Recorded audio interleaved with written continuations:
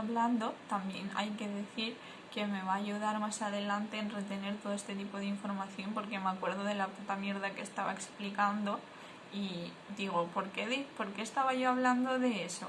Ah, vale, porque estaba hablando de los tipos de almacenamiento de memoria, ¿sabes? Es un truco de estudiar. Bueno, pues este es un ejemplo de una mujer que su hija se cayó desde un quinto piso y, o sea, es una historia real. Y es una mujer famosa, no sé, y estaba ella en la cocina y su hija estaba apoyada en la ventana. Y bueno, esto lo cuenta ella, ¿no? Dice que ella estaba en la cocina y vio que su hija estaba en la ventana y ella muchas veces se ponía ahí y no pasaba nada. Y de repente escuchó un golpe y salí y no sabe por qué, no sabe por qué, tampoco se imaginó que había pasado eso. Su hija tenía como 15 años así. Y salió y se asomó por la ventana, porque ella pensó que su hija ya se había quitado de la ventana cuando se asomó y ya no estaba ahí. Y entonces miró por el balcón, o sea, miró por la ventana y vio una cosa blanca en el suelo ahí, porque tenía el pelo rubio la niña, o era muy blanca y con el pelo rubio. Y vio una cosa blanca en el suelo y mucha gente amontonándose. Y bueno, pues y dice que a partir de entonces como que no se acuerda muy bien de lo que hizo, como que se quedó en shock y bajó las escaleras, o no sé, y que no sabe muy bien qué pasó. Luego no recuerda cómo llegó abajo, cómo fue al hospital. Bueno, la niña sobrevivió y no ha tenido, bueno, que es como fue como un milagro que sobreviviera, porque se cayó desde un puto quinto y se rompió muchos huesos, pero no llegó a tener algo más grave, ¿no? Tipo, pues se quedó parapléjica o algo. Y bueno, que eso es un ejemplo de ella, lo bien que se acuerda de ese momento, como que se le quedó para siempre grabado en el cerebro en qué momento del día estaba, qué estaba haciendo, como que se agudizaron todos sus sentidos, ¿no? Tipo, cómo olía la comida y estaba removiendo los macarrones, yo qué sé, y estaba removiendo los macarrones y de repente miró y estaba su hija apoyada en la ventana y miraba el móvil y de repente escuchó un golpe y salió, como que se agudiza muchísimo en ese momento los sentidos. Y bueno, que eso es súper gracioso, ¿no? No la historia que acabo de contar, sino que cuando estás sufriendo un trauma, un shock, como que recuerdas perfectamente lo que pasó en ese momento anterior. Y luego ya, pues si el trauma ha sido muy fuerte, obviamente no recuerdas muy bien. Como que en este caso ya no recuerda cómo de mal se puso y le tuvieron que dar pastillas y todo el rollo porque se puso como una loca. Obviamente te da un infarto, ¿no? Si te pasa eso. Me refiero del disgusto. No que te dé un infarto literalmente, aunque podría ser si tienes problemas de corazón. Total. Y memoria a corto plazo pues sería cosas que nuestro cerebro no los considera importantes y los desecha.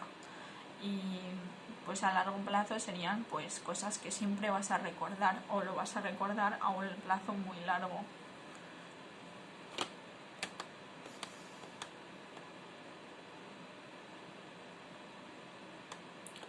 Proceso de recuperación ya sería el tercer proceso, que es la extracción. Que hay dos formas de recuperarla, el reconocimiento y la evocación.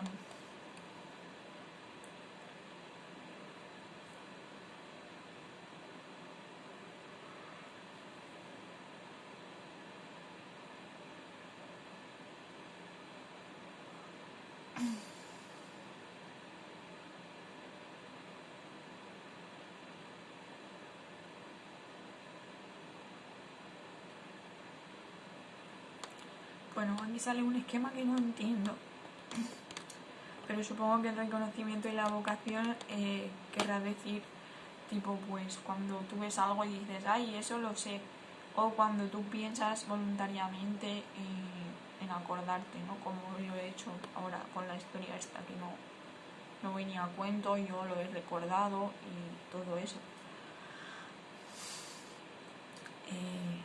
Y el reconocimiento sería pues cuando antes estábamos hablando lo de la teoría de Wallon, que yo he dicho, pues Vygotsky también dijo eso.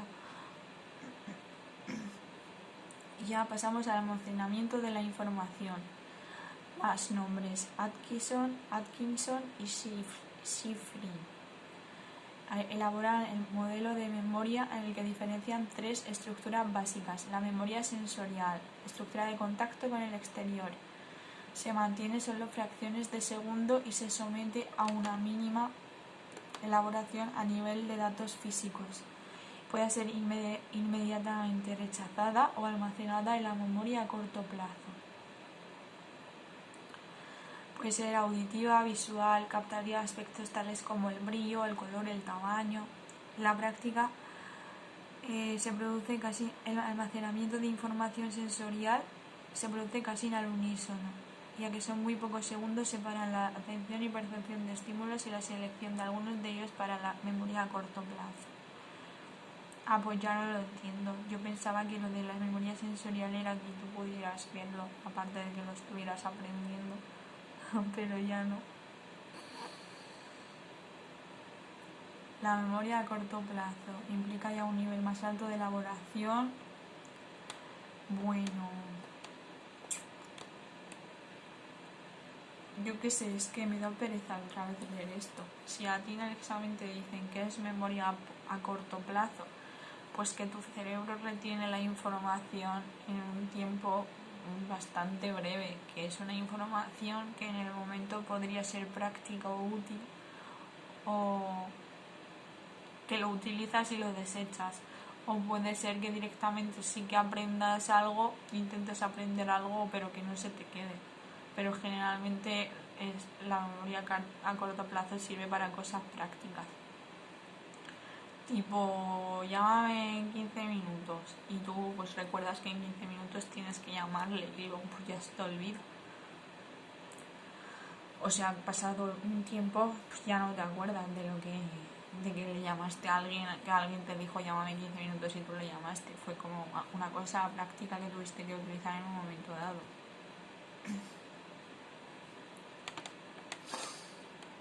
Y a largo plazo, pues eso, que te dura pues mucho tiempo.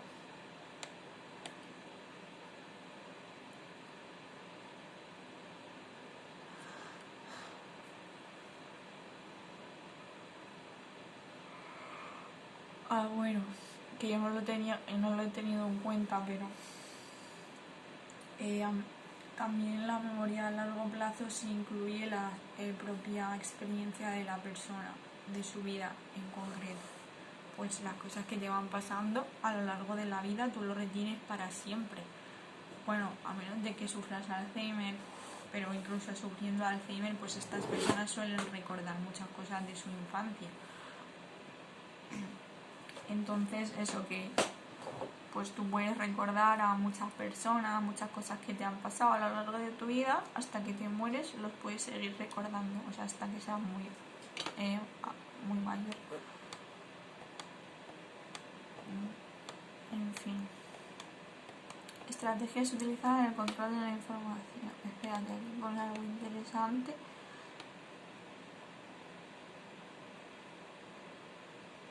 Bueno, aquí dice los datos que se almacenan a corto plazo, si se organizan de alguna manera significativa o se utiliza otro tipo de estrategia, pasarán a la estructura de la memoria a largo plazo. O sea, por ejemplo, lo de las palabras agudas, llanas y esdrújulas, que no nos sirve absolutamente para nada, por lo menos a mí en mi vida diaria no me sirve para nada saber las palabras agudas, llanas o esdrújulas, pero han hecho tanto hincapié a lo largo de nuestra vida estudiantil que al final se te quedan para toda la vida y no te sirve absolutamente para nada. Eso sería como una cosa inútil en un principio. Pues claro, si tú trabajas de eso, pues no es inútil. O si tú lo utilizas para lo que sea que estés haciendo, para lo que te sirva saberlo. pero que en un principio no sirven para nada, como las ecuaciones esas raras, los radicales. No sé, yo nunca he utilizado una radical en mi vida diaria. Y bueno, pues eso, que como hacen tanto hincapié, pues al final se te queda para siempre, pero que en un principio te debería de formar parte de la memoria a corto plazo, porque es una información absolutamente inútil. En un principio, metafóricamente hablando. Y estrategias utilizadas en el control de la información. Es que yo a veces hablo para gente que no entiende cosas básicas y otras veces hablo para gente Asperger, porque tengo que especificar muy bien lo que estoy diciendo, porque si no alguien lo escuchara que tenga una de esas cualidades o no cualidades, pues claro, se liaría, porque diría, ¿cómo no van a ser importantes las palabras, saber las palabras agudas, llanas y estructuras? Yo digo, metafóricamente no es importante. Bueno, no sé si metafóricamente es la palabra para decirlo. O sea, otra vez voy con la puta explicación. Es como que no es importante, tío. No sé, a ti no te ayuda en tu vida diaria saberlo. Ya está, no lo voy a decir más.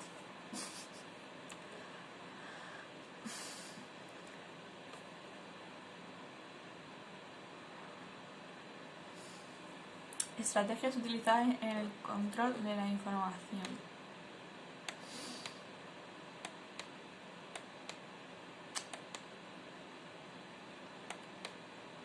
No verbales, repetición, organización o estrategias de categorización y metamemoria. La metamemoria es reflexionar en el propio proceso. A pesar de que es un tema que presenta gran interés a los teóricos actuales, no parece que pueda ser de gran utilidad en nuestra etapa. Bueno, es mentira. La metamemoria es lo que yo estoy haciendo ahora, hablando sin parar sobre cosas inútiles aparentemente, pero realmente luego se te queda. O sea, yo lo hago, no sé si es eso.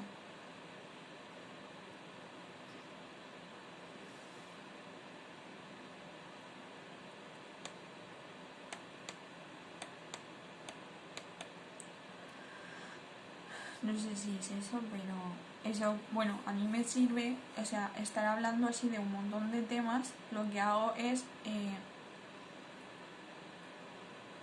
lo digo porque es como, también es una técnica de aprendizaje que yo creo que es súper útil. Lo utilizo para cuando estoy cansada y no puedo a lo mejor procesar tanta información, a largo plazo no se me va a quedar.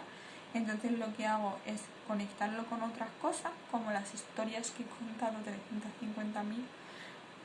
Pues lo que hago es eso, contar otras cosas que sí que ya sé, y a lo mejor pues sí que se me queda lo que yo estaba haciendo. Entonces puedo relacionar lo que estoy estudiando, porque realmente lo que estamos estudiando, bueno, por lo menos yo más o menos ya lo sé, pero no voy a poder esquematizarlo en el examen, lo que he aprendido. Pero si en cambio puedo esquematizar cómo he ido contando las mierdas que he contado, tipo lo de la iglesia que he contado y del colegio ese alternativo, y luego he contado lo del accidente, y antes he contado lo de los tics y todo eso, pues como que eso me ayuda a tener un mapa mental, y desde algo que no tiene en un principio nada que ver, hago un mapa mental y una estructura súper definida de lo que estoy estudiando. Tips para estudiar. Bueno, pues aquí te habla, es que es súper útil, de verdad. Si alguien tiene problemas de memoria, pues debería probarlo. A mí me sirve siempre y yo tengo muy buena memoria. Y bueno, o sea, la gente dice,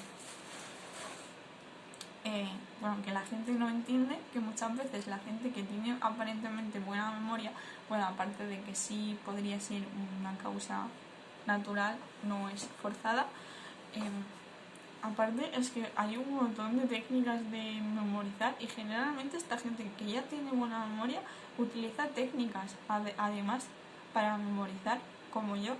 Y la gente que no tiene buena memoria, pues se machaca un montón estudiando y lo sufre, y hay un montón de técnicas. Esa es una de la que acabo de decir. Es que es súper fácil y súper útil.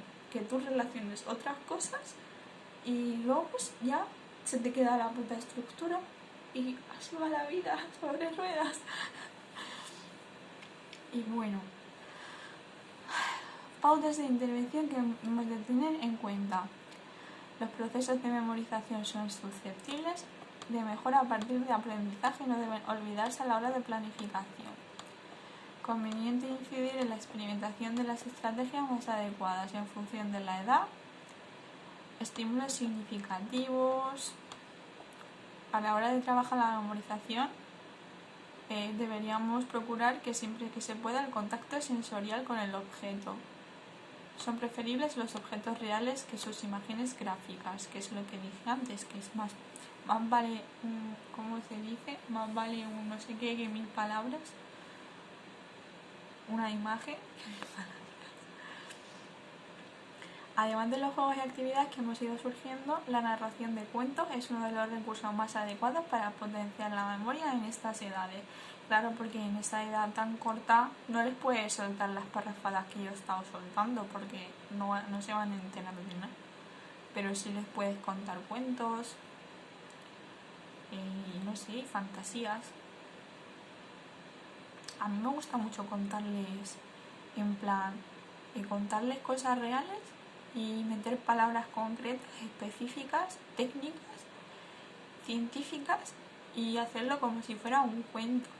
Y es, o sea, me parece una buena forma de aprender cosas que igualmente no serían adecuadas para su edad, que no es lo que se suele enseñar a los niños, porque, o sea, como que se les enseña lo básico, eso, un caballo, un perro, como dice, un perro, wow, wow. Pero parece que, no sé, por lo menos a mí me gusta que no empezar por lo básico. Yo creo que esas cosas, si tú les enseñas otras cosas, ¿qué pasa con eso? Si tú en vez de enseñarle lo básico, o sea, le enseñas lo básico pero como que súper rápido, y ya dejas que ellos mismos aprendan eso, porque claro, cuando salgas a la calle van a ver algo, van a ver una cosa y van a preguntarte qué es eso, y tú le vas a decir, pues es un perro, y el perro va a ladrar y el niño va a hacer, ¿qué ha hecho? Y tú vas a decir, ha ladrado, ha hecho wow. Entonces es como que esas cosas que realmente les enseñamos muchas veces igual lo van a aprender de forma natural, y no les enseñamos las cosas que más podrían ser como mucho más interesantes, ¿no? A la larga. Tipo eso, el cambio climático y cosas de esas. Y recuperación de la información, bla bla bla, el reconocimiento, algo que ya se había percibido anteriormente. Que eso que dices, eso me suena, lo he visto ya. Y la evocación, que aparece a partir de los 2 años.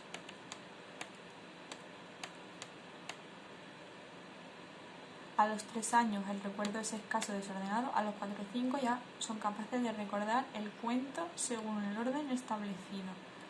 O sea que a los 2 años es cuando te dicen, léeme el cuento de ese, y tú dices, coño, se acuerda de lo que hizo. O claro, lo típico, ¿no? Te dice, llévame a la piscina. Y tú, ¿pero en serio? ¿Cómo se acuerda? Si hasta ahora no se acordaba de nada de lo que hacíamos. Es como que todos los días era el mismo día.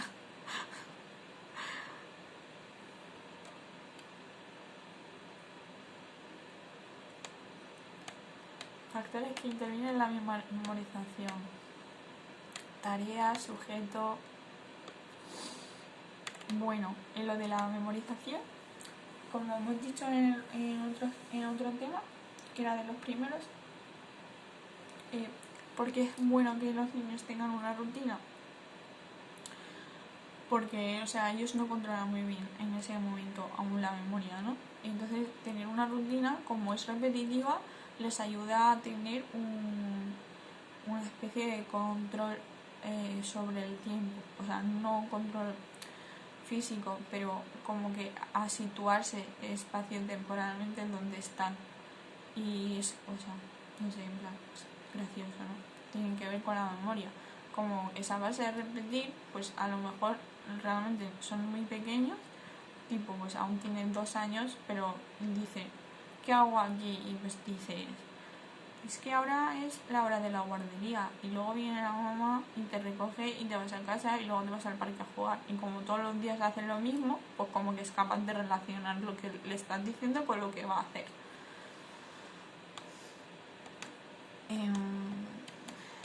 Vale, la memoria infantil tiene las características concretas, que es hechos concretos de experiencias inmediata y sensorial, y no abstracta o conceptual, subjetiva y personal, basado en sus intereses y necesidades. Recuerda lo que más le ha gustado y está relacionado mucho con la afectividad. Y la fragmentaria.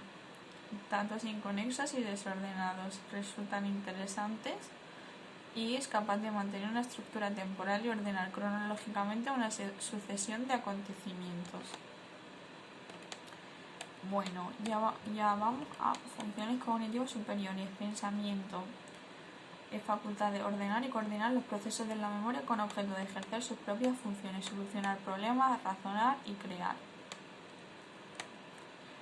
La conexión directa es el lenguaje. Solución de problemas. Función de pensamiento que tiene el objetivo de transformar una situación no deseada en una situación deseada. Y para lo que nos parece que exista un método claro de solución. Aspectos fundamentales. Causa es el origen del problema y los efectos en la manifestación que se perciben. Formas o estrategias, ensayo-error, análisis gradual, intuición o insight. Ensayo-error, tantear, se pueden realizar hipótesis previas. La solución normalmente se produce por azar. Análisis gradual, termina la comprensión, se va realizando paso a paso, cada paso se comprueba antes de dar el siguiente. Y la intuición o insight, aparece repentinamente la solución y la comprensión se da de forma súbita. Esa me encanta de repente. Y te viene. Hace mucho que no me pasa. Yo generalmente hago análisis gradual. En plan, no hago el ensayo-error porque me frustra un montón. Claro, o sea, como que no me sale y ya lo dejo. Tengo como 3 veces de intento, como mucho 5. Bueno, creo que también hago hasta 8 intentos, pero hay gente que como que lo hace 50 veces y sigue, pues yo no. Me frustra súper rápido, pero sí que hago análisis gradual generalmente. En plan, aplico una solución que sé que va a funcionar, aunque tenga muchos pasos, y sigo uno detrás de otro, uno detrás de otro, uno detrás de otro. Pero no hago ensayo-error. Y bueno, el pensamiento puede ser concreto o abstracto.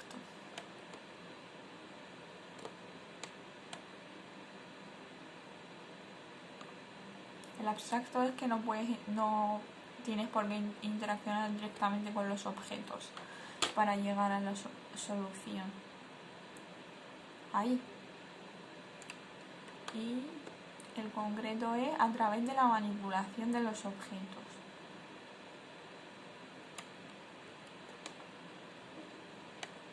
Razonamiento. Función de pensamiento. Deduce una conclusión aplicando ciertas reglas.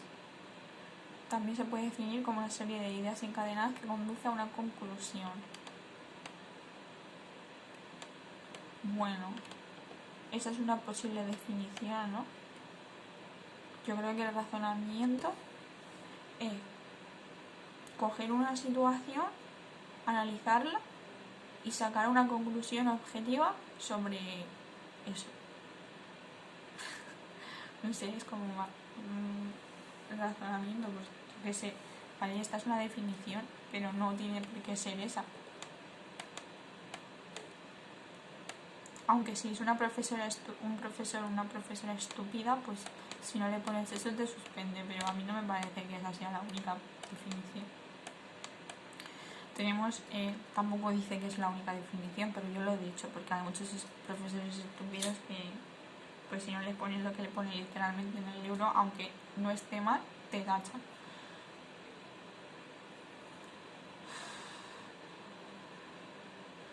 Bueno, pues hay dos tipos de razonamiento lógico, inductivo y deductivo. Inductivo: a partir de la observación de casos particulares, obtener un principio de carácter general, se intenta inferir una ley universal. Y a partir de un principio de carácter general se intenta inferir casos particulares. Se procede de lo universal a lo particular.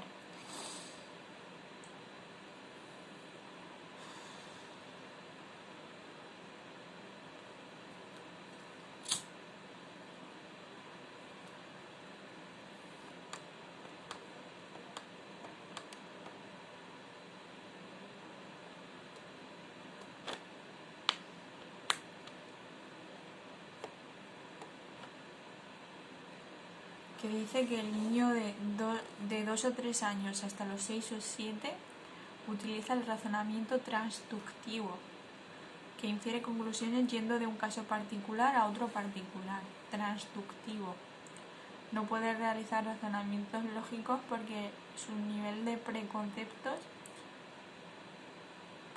nivel de preconceptos, conceptos primitivos, que son las primeras palabras que el niño liga a objetos familiares concretos. Estos preconceptos a los 6 o 7 años se transforman en conceptos. Transductivo: creatividad, capacidad de observar cosas con un nuevo enfoque, de reconocer problemas con otras personas problemas que otras personas no ven, y de proporcionar soluciones nuevas pero efectivas a muchos problemas. J.B. Guilford propone dos tipos de pensamiento para solucionar problemas: convergente y divergente. Convergente: trata de hallar la única solución que es convencional, conveniente y apropiada a un problema, y el divergente o creativo: varios modos de solución o múltiples respuestas partiendo de una información dada. Consiste en la destreza para descubrir respuestas o soluciones originales para un problema. Buah, que no sé, yo creo que soy convergente. Yo creo que soy convergente para solucionar los problemas, porque no se me da muy bien solucionar problemas, la verdad. Se me da bien arreglar las cosas, pero solucionar problemas no. Un fallito que tengo de fábrica. O sea, yo sería convergente porque generalmente cuando hay una situación nueva, o sea, es un problema nuevo que yo nunca había visto, no se me da bien pensar en una solución. Pero conozco a un chico que yo flipo con él, porque muchas veces me da un enfoque que yo en 1000 años no habría llegado hasta. Y el chaval es... Bueno, no lo voy a decir quién es. Bueno, tampoco voy a decir qué hace. Pero eso me mola un huevo, porque es como que tiene un enfoque totalmente diferente de ver las cosas, que yo creo que la mayoría de la gente es como yo. A lo mejor la mayoría de la gente es como él, pero generalmente con la gente que he hablado no me suele dar ese punto de vista, y él como que no sé, como que a la vez lo clava, o sea que es como una cosa súper lógica lo que dice, pero que es una cosa que yo nunca habría llegado por mí misma a esa conclusión. Es que no sé cómo decirlo, cómo poner de ejemplo. Pero eso sería, él tiene un pensamiento divergente y yo convergente.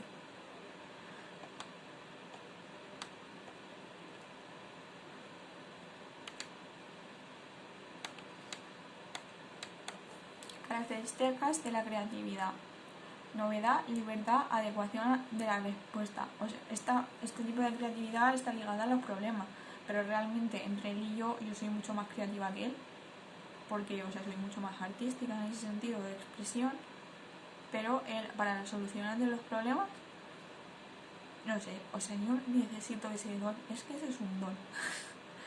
porque es que es una cosa que yo flipo, como absolutamente brillante. Y sí que entonces sí que sería creativo en ese sentido, pero ¿es creatividad o es lógica pura? No sé, no sabemos. Ahí dejo la cuestión, que nadie contestará porque solo yo veo este vídeo. En fin. Y la adecuación de la respuesta, que debe ser adaptada a la realidad. Y luego factores componentes: fluidez, cantidad de ideas en un tiempo determinado, aspecto cuantitativo, flexibilidad, respuestas que supongan distintas maneras de concebir, originalidad, capacidad para producir nuevas respuestas y elaboración, mayor número posible de pasos o detalles para la ejecución de un plan. Y características personales: sensibilidad, fluidez de ideas, flexibilidad mental, originalidad, capacidad de análisis y síntesis y capacidad de redefinición. Redefinición, que sería organizar los materiales de forma distinta. Encontrar usos y aplicaciones de los objetos diferentes a los habituales. Liberarse de prejuicios que limitan y empobrecen el pensamiento. Eso sí que lo tengo. Capacidad de análisis y síntesis. Dividir una realidad en sus elementos para investigarla mejor. La síntesis trata de recomponer elementos diferentes separados para formar un todo.